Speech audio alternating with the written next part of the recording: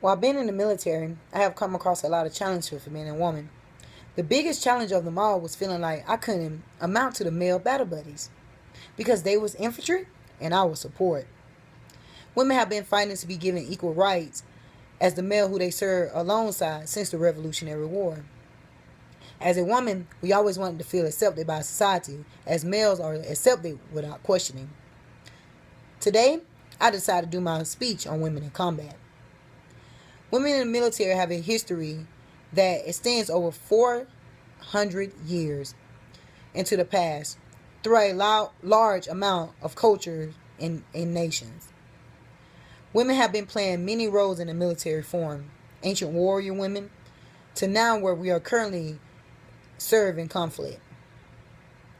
The first U.S. soldier was named Deborah Sampson Garnett from Massachusetts. In 1782, she enlisted under her deceased brother name, who was named Robert Shirley. She was in the military for 17 months. She was wounded twice. She also fought alongside her husband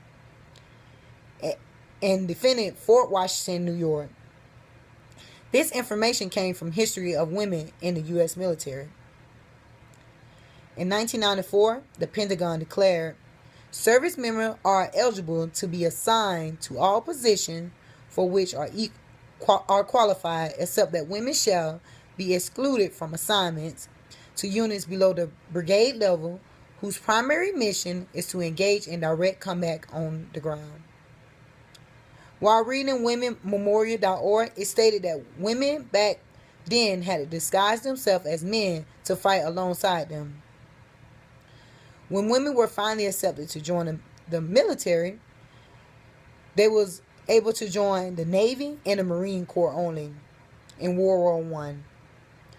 More than 12,000 women enlisted during that freeing time, and about 400 died during the war. Several other countries already allowed women to serve in combat units. A few of them countries was Denmark, 1978, Norway, 1984, and Sweden in 1989. These countries have been giving women equal opportunity by allowing them to serve in combat roles.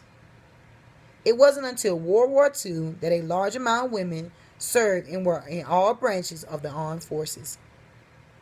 Right after the war, most women was discharged according to history of military women. In World War II, a total of 350,000 women served in the United States military, then 600,000 served as Army nurses, and over 14,000 served as Navy nurses. This also came from military history of military women. The Japanese captured 67 women in the Philippines in 1942. They was held hostage for 3 years. Also, during World War II, the Navy and the Marine and Coast Guard also established reserves for women. The debate in the United States on whether women should fully integrate into the armed forces originated in 1940 and embraced women, blacks, and other ethnic minorities. The Pentagon policy denying women frontline combat lasted until 1994, where it was finally updated. This policy stated defining direct combat as engaging in the enemy on the ground with individual of crew-served weapons while being exposed to hostile fire and to a high probability of direct physical contact with hostile personnel. The fear of women having to serve and die in combat position helped defeat the Equal Right Amendment in 1982. On February 28, 2013, Katie Johnson wrote an article on women in combat, history and future, stating that women have frequently found themselves in combat in Iraq and Afghanistan, where more than 130 women have died and more than 800 have been wounded. She said that women are not given credit for their combat experience because they are only attached to their unit, not assigned. When a woman is assigned to a unit, it gives them credit for that unit and the things that unit has done. But as a person that is attached, as like myself, because I'm support, we don't get as much credit as the infantry get, even though we fought alongside them. This problem had gotten so bad that on November of 2012, 4 women had sued the United States Department of Defense because they was not given equality for when they were serving on the front line. The reason was that more than 28,000 U.S. female soldiers have been sent to Iraq, Afghanistan, and neighboring countries, and 152 of the 6,600 of the U.S. fatalities were women. Therefore, providing that there is no real difference between a real line once troops are deployed. This was stated in an article by Katie Johnson called Women in Combat. Women have been trying for years to have the same right as the men, and finally a change happened on January 24, 2013, when Defense Secretary Leon Panetta announced that military would finally lift a ban on women serving in frontline combat roles, finally overturning a rule that was set in place in 1994.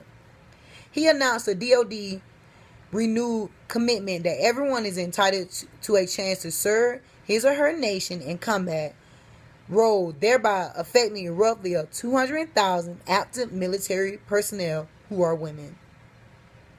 The Pentagon has said Congress will have 30 days to weigh in on a decision, and then we would go from there.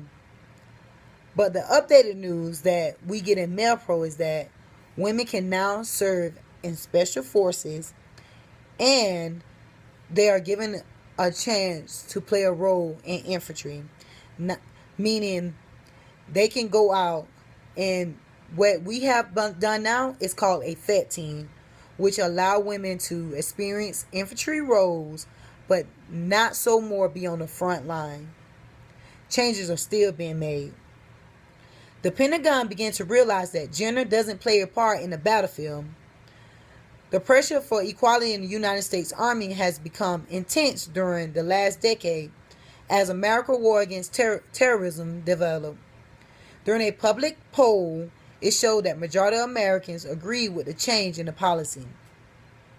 As a woman serving my country, I only want the same equal right as the person beside me.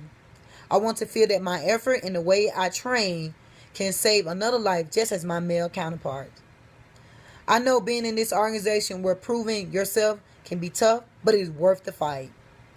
The wall that was built so long ago is finally breaking down, and we can stand as one team instead of males in the front and women in the back. We only want to be accepted for doing a job that most people wouldn't dare to do. Betty White once said,